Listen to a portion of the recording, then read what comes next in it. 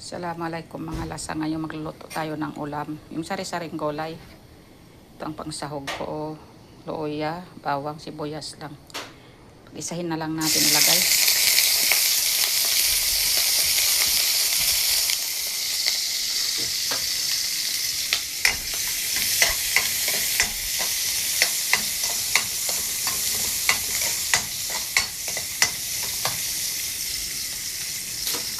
May pialam din tayo dito, pialam galunggong, ayan o. Ang tinatawag sa amin, tausog pialam, pinalamba.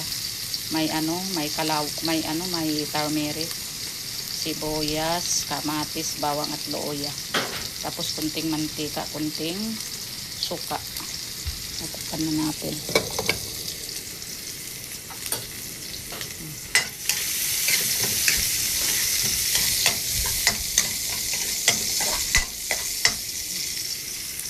Tingnan natin ang gulay. Ito ang gulay ko. Kalabasa, ampalaya, sayote. Tapos may okra tayo at saka may talong.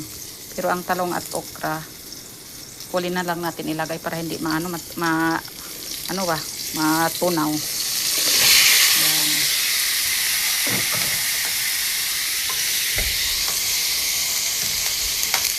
Ang ulam sa pananghalian. Mahal kasi ang isda. Masamang panahon dito sa amin. Tatlong gabi, tatlong araw na ang ulan, hindi na huminto. Kasang ulan. Lagyan natin yan mamaya ng kunting tubig. O yan. Takpan natin mga lasa. Balikan natin mamaya. Tatakip. Balikan natin mamaya. Ngayon mga lasa, ilalagay na natin ang okra at saka ang talong. So, lagay na natin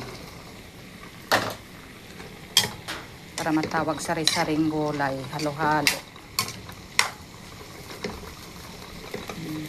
Sarap ito pananghalian ulam.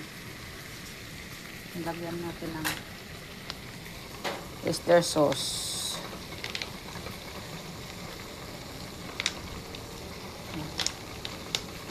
Tama na.